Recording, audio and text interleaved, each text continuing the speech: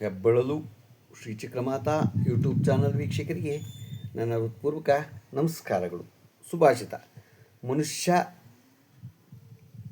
ವರ್ಗ ಮತ್ತು ಮನುಷ್ಯ ಯಾವಾಗಲೂ ಅಹಂಕಾರವಿಲ್ಲದೆ ಕುಳಿತುಕೊಳ್ಳುವ ಏಕೈಕ ಜಾಗ ಎಂದರೆ ಆಸ್ಪತ್ರೆಯ ಕುರ್ಚಿಗಳು.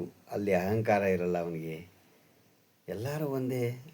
ಬೇರೆ ಯಾವ ಹೋದ್ರೆ ನಾನು ದೊಡ್ಡವನು, ನಾನು ಚಿಕ್ಕವನು, ನಾನು ಇಂಥವನು, ನಾನಂಥವನು, ನಾನು ಶ್ರೀಮಂತ, ನಾನು ತಿಳಿದವನು ಎಲ್ಲ ಅಂತಾನೆ. ಆದರೆ ಆಸ್ಪತ್ರೆಯಲ್ಲಿ ಎಲ್ಲ ಒಂದೇ. ಇವತ್ತು ನಾವು ದಿನಪಂಚಾಂಗಕ್ಕಿಂತ ಮುಂಚೆ ಅಹಲ್ಯ ಬಗ್ಗೆ ತಿಳ್ಕೊಳ್ಳೋಣ. ಅಪ್ರತಿಮ ಅಹಲ್ಯ ಬಗ್ಗೆ. ಅಹಲ್ಯ, ದ್ರೌಪದಿ, ಸೀತಾ, ತಾರಾ, ಮಂಡೋದರಿ ಇವರನ್ನು ನಾವು ಪಂಚಕನ್ಯೆಯರು ಅಂತ ಕರಿತೀವಿ. ಮಾನವನು ಸ್ಮರಿಸಬೇಕು ಇವ್ರನ್ನೆಲ್ಲ. ಪತಿವ್ರತೆಯರು ಅಹಲ್ಯ ಮೊದಲಾಗಳು ಪ್ರಾತಸ್ಮರಣೀಯಗಳು. ಸಕಲ ನಾರಿಲೋಕವೇ ಪೂಜಿಸಲ್ಪಡುವ ಮಾನನಿ ಇವರೆಲ್ಲ. ಗೊತ್ತಾಯ್ತಾ? ಅಹಲ್ಯ, ದ್ರೌಪದಿ, ಸೀತಾ, ತಾರಾ, ಮಂಡೋದರಿ ಇವರೆಲ್ಲ ಕುರುಕ್ಷೇತ್ರದ ಬಳಿ ವಾಸ ಮಾಡುತ್ತಿದ್ದ ಮುದ್ದಲ ದೇಶದ ಮಹರ್ಷಿಯ ಮಗಳು ಅಹಲ್ಯೆ. ಈಕೆ ಗೌತಮ ಋಷಿಯ ಪತ್ನಿ. ಈಕೆಗೆ ದಿವೋದಾಸನೆಂಬ ಸಹೋದರನಿದ್ದನು. ಅಹಲ್ಯ ಬ್ರಹ್ಮನ ಮಾನಸ ಪುತ್ರಿಯೆಂದು ರಾಮಾಯಣ ಹೇಳುತ್ತದೆ. ಅಹಲ್ಯೆ ವಿದ್ವಾಂಸ ಮತ್ತು ಭದ್ರಾಶ್ವನಿಂದ ಮೇನಕೆಯಲ್ಲಿ ಹುಟ್ಟಿದವಳೆಂದು ಹರಿವಂಶದಲ್ಲಿ ಉಲ್ಲೇಖವಿದೆ. ಅಹಲ್ಯೆ ಅತ್ಯಂತ ಸುಂದರಿಯಾಗಿದ್ದಳು. ಅವಳ ದೇಹ ಕಾಂತಿ ಪ್ರಜ್ವಲಿಸುತ್ತಿತ್ತು. ಸೌಂದರ್ಯವತಿಯಾದ ಅಹಲ್ಯೆಯೊಡನೆ ರಮಿಸಬೇಕೆಂಬೆಂದುಕೊಂಡು ದೇವೇಂದ್ರ ಒಮ್ಮೆ ಗೌತಮರು ಆಶ್ರಮದಿಂದ ಬಹಳ ದೂರ ಹೋಗಿದ್ದ ವೇಳೆಯನ್ನು ನಿರೀಕ್ಷಿಸಿದ್ದು.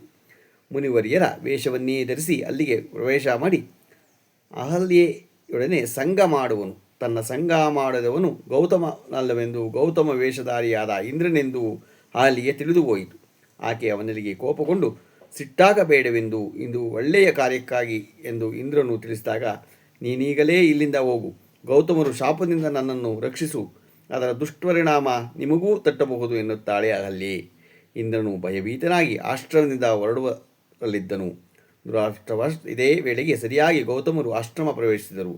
ಮುನಿ ವೇಷಧಾರಿಯಾದ ಇಂದ್ರನನ್ನು ನೋಡಿದವರೇ ಕೋಪಿಟ್ಟರಾದರು. ಇಂದ್ರನಿಗೆ ಫಲರಹಿತನಾಗವು ಎಂದು ಶಾಪವಿತ್ತರು. ಮಹಾತ್ಮರಾದ ಗೌತಮರು ಇಂದ್ರನಿಗೆ ಹೀಗೆ ಶಾಪ ಕೊಟ್ಟು ಕೂಡಲೇ ಅವನ ವೃಷಣಗಳೆರಡು ಕಳಚಿ ಬಿದ್ದವು. ಭಯವಿದ್ದಳಾಗಿ ನೋಡುತ್ತಿದ್ದ ಅಹಲ್ಯೆಗೂ, ನೀನು 1000 ವರ್ಷಗಳ ಕಾಲ ಈ ಉಪವನದಲ್ಲಿಯೇ ಗಾಳಿಯನ್ನು ಮಾತ್ರ ಸೇವಿಸುತ್ತಾ ನಿರಾಹಾರಳಾಗಿ ಪಶ್ಚಾತ್ತಾಪದಿಂದ ಪರಿತಪಿಸುತ್ತಾ ಭಸ್ಮ ರಾಶಿಯ ಮೇಲೆ ಮಲಗುತ್ತಾ ಸಕಲ ಪ್ರಾಣಿಗಳಿಗೂ ಅದೃಶ್ಯಳಾಗಿ ಕಲ್ಲಾಗಿ ಬಿದ್ದಿರು ಎಂದು ಶಾಪವಿತ್ತರು.